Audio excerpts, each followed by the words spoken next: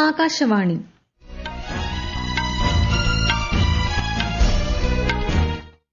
നമസ്കാരം. വാർത്തകൾ വായിക്കുന്നത് Anjana Puthiyamadom.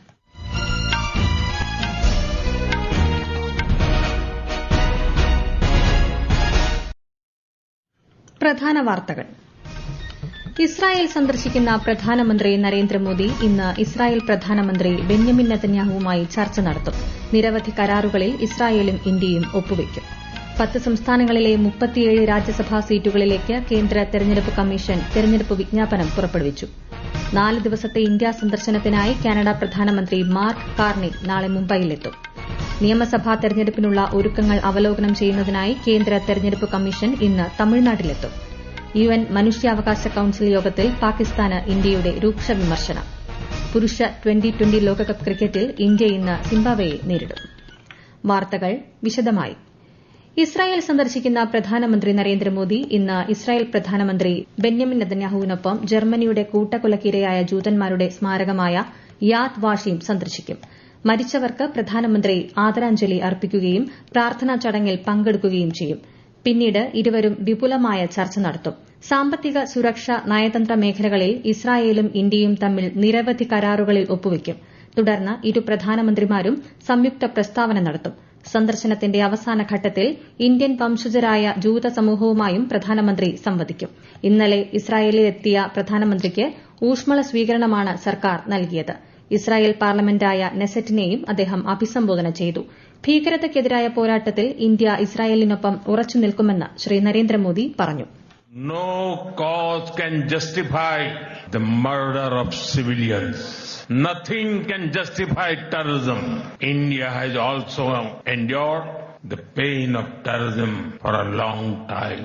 Like you, we have consistent and uncompromising policy of zero tolerance for terrorism. ഇന്ത്യയും ഇസ്രായേലും തമ്മിലുള്ള തന്ത്രപരമായ ബന്ധം ശക്തിപ്പെടുത്തുന്നതിന് നൽകിയ സംഭാവനകൾ കണക്കിലെടുത്ത് ഇന്ത്യൻ പ്രധാനമന്ത്രിക്ക് speaker of the Knesset medal നൽകി ഇസ്രായേൽ ആദരിച്ചു. ഇസ്രായേൽ പാർലമെന്റിന്റെ പരമോന്നത ബഹുമതിയായ ഈ മെഡൽ ലഭിക്കുന്ന ആദ്യ നേതാവാണ് ശ്രീ നരേന്ദ്രമോദി. 10 സംസ്ഥാനങ്ങളിലെ 37 രാജ്യസഭാ സീറ്റുകളിലേക്ക് കേന്ദ്ര തെരഞ്ഞെടുപ്പ് കമ്മീഷൻ തെരഞ്ഞെടുപ്പ് വിജ്ഞാപനം പുറപ്പെടുവിച്ചു. അടുത്ത മാസം 16-നാണ് വോട്ടെടുപ്പ്. മഹാരാഷ്ട്രയിൽ 7-ഉം തമിഴ്നാട്ടിൽ 6-ഉം ബീഹാറിലും പശ്ചിമബംഗാളിലും 5 സീറ്റുകളിലുമാണ് ഒഴിവ് വരുന്നത്. ഒഡീഷയിൽ 4, അസമിൽ 3, തെലങ്കാന, ഛത്തീസ്ഗഡ്, ഹരിയാന എന്നിവിടങ്ങളിൽ 2 സീറ്റുകൾ വീതവും ഹിമാചൽ പ്രദേശിൽ 1 സീറ്റിലേക്കും തെരഞ്ഞെടുപ്പ് നടക്കും. കേന്ദ്രമന്ത്രിമാരായ Ramnath Thakur, Ramdas Athawale, Rajya Sabha deputy chairman Harivansh, NCP SP നേതാവ് ശരത് പവാർ, RLM നേതാവ് ഉപേന്ദ്ര കുശ്വാഹ, കോൺഗ്രസ് നേതാവ് അഭിഷേക് മനു സിംഗ്വി, AIADMK നേതാവ് M തമ്പിദുരൈ ഉൾപ്പെടെയുള്ളവരുടെ കാലാവധിയാണ് അടുത്ത മാസം പൂർത്തിയാകുന്നത്. 2 ദിവസത്തെ സന്ദർശനത്തിനായി ജമ്മുകശ്മീരിലെത്തിയ ഉപരാഷ്ട്രപതി CP രാധാകൃഷ്ണൻ ഇന്ന് കശ്മീർ സർവകലാശാലയുടെ 21ാമത് ബിരുദദാന ചടങ്ങിൽ മുഖ്യാതിഥിയായി പങ്കെടുക്കും. രാവിലെ ദൽ തടാകം സന്ദർശിച്ച അദ്ദേഹം ജമ്മുകശ്മീരിലെ അടിസ്ഥാന സൌകര്യങ്ങൾ മെച്ചപ്പെട്ടതിൽ സന്തോഷമുള്ളതായി സമൂഹമാധ്യമത്തിൽ പ്രതികരിച്ചു. ഉപരാഷ്ട്രപതിയുടെ സന്ദർശനത്തോട് അനുബന്ധിച്ച് നഗരത്തിൽ കനത്ത സുരക്ഷയാണ് ഏർപ്പെടുത്തിയിരിക്കുന്നത്. 4 ദിവസത്തെ ഇന്ത്യാ സന്ദർശനത്തിനായി കാനഡ പ്രധാനമന്ത്രി മാർക്ക് കാർണി നാളെ മുംബൈയിലെത്തും. അദ്ദേഹത്തിന്റെ ആദ്യ ഇന്ത്യാ സന്ദർശനമാണിത്. അടുത്ത 2 ദിവസം പ്രത്യേക വ്യാപാര ചർച്ചകളിൽ പങ്കെടുക്കുന്ന അദ്ദേഹം ഇന്ത്യ കാനഡ CEOമാർ, വ്യാവസായിക സാമ്പത്തിക വിദഗ്ധർ, നൂതനാശയ വിദഗ്ധർ, അധ്യാപകർ തുടങ്ങിയവരുമായി സംവദിക്കുമെന്ന് വിദേശകാര്യ മന്ത്രാലയം പ്രസ്താവനയിൽ അറിയിച്ചു. മാർച്ച് 1-ന് അദ്ദേഹം ന്യൂഡൽഹി സന്ദർശിക്കും. ഹൈദരാബാദ് ഹൌസിൽ പ്രധാനമന്ത്രി നരേന്ദ്രമോദിയുമായി അദ്ദേഹം പ്രതിനിധിതല ചർച്ചകൾ നടത്തും. ഇരു നേതാക്കളും ഇന്ത്യ കാനഡ CEO ഫോറത്തിലും പങ്കെടുക്കും. സ്വാതന്ത്ര്യ സമര സേനാനി വീർ സവർക്കറുടെ ചരമവാർഷികത്തിൽ പ്രധാനമന്ത്രി നരേന്ദ്രമോദി, ആഭ്യന്തരമന്ത്രി അമിത്ഷാ, രാജ്യരക്ഷാമന്ത്രി രാജ്നാഥ് സിംഗ് എന്നിവർ ശ്രദ്ധാഞ്ജലി അർപ്പിച്ചു. സവർക്കറുടെ ജീവിതം രാജ്യസേവനത്തിന് എന്നും പ്രചോദനമാണെന്ന് പ്രധാനമന്ത്രി അനുസ്മരിച്ചു. രാജ്യത്തിന്റെ വളർച്ചയിൽ യുവാക്കളും നൂതനമായ ആശയങ്ങളും നിർണായക പങ്കുവഹിക്കുന്നതായി കേന്ദ്രമന്ത്രി പീയൂഷ് ഗോയൽ. മുംബൈയിൽ നടന്ന EY entrepreneur of the year award ദാന ചടങ്ങിൽ മുഖ്യപ്രഭാഷണം നടത്തുകയായിരുന്നു അദ്ദേഹം. ഇന്ത്യയുടെ സാങ്കേതിക കരുത്തും യുവാക്കളുടെ കഴിവും ആഗോളതലത്തിൽ അംഗീകരിക്കപ്പെടുന്നതായും നിർമ്മിത ബുദ്ധി ഉന്നത നിലവാരമുള്ള പുതിയ തൊഴിലുകൾ സൃഷ്ടിക്കുമെന്നും അദ്ദേഹം വ്യക്തമാക്കി.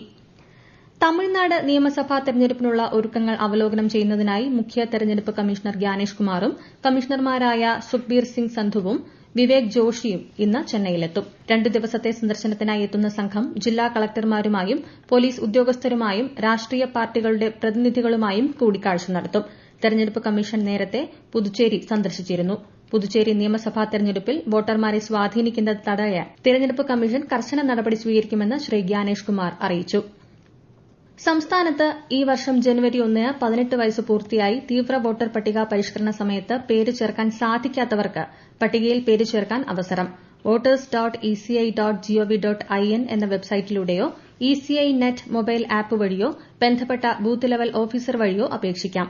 തെരഞ്ഞെടുപ്പിനായി നാമനിർദ്ദേശ പത്രിക സമർപ്പിക്കാനുള്ള അവസാന തീയതി വരെയാണ് വോട്ടർ പട്ടികയിൽ പേര് ചേർക്കാൻ അവസരമുള്ളത്.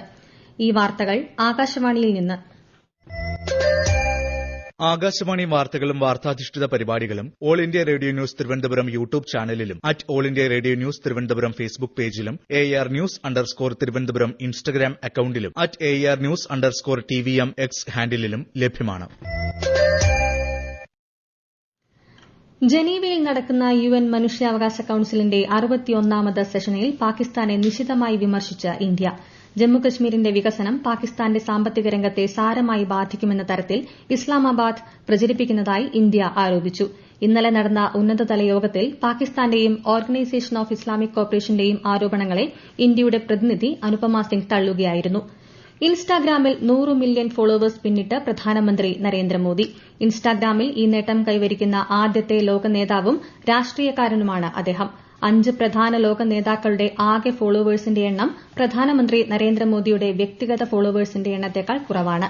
43.2 ദശലക്ഷം ഫോളോവേഴ്സുമായി US പ്രസിഡന്റ് ഡൊണാൾഡ് ട്രംപ് രണ്ടാം സ്ഥാനത്താണ്. വ്യക്തിയുടെ സമ്മതമില്ലാതെ മുഖമോ ശബ്ദമോ മറ്റ് വ്യക്തിപരമായ വിവരങ്ങൾ ഉൾപ്പെടുത്തി കൃത്രിമമായ ഉള്ളടക്കങ്ങൾ നിർമ്മിക്കരുതെന്ന് കേന്ദ്രമന്ത്രി അശ്വിനി വൈഷ്ണവ്. കുട്ടികളുടെയും പൌരന്മാരുടെയും ഓൺലൈൻ സുരക്ഷ ഉറപ്പാക്കണമെന്നും ഡൽഹിയിൽ നടന്ന ഒരു മാധ്യമ കോൺക്ലേവിൽ സംസാരിക്കവെ അദ്ദേഹം നിർദ്ദേശിച്ചു.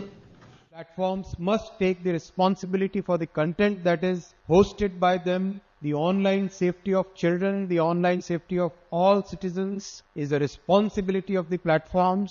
Non-adherence to these principles will definitely make them responsible because the nature of internet has changed now and synthetic content should not be generated without the consent of the person whose face or voice or personality has been used to create the content.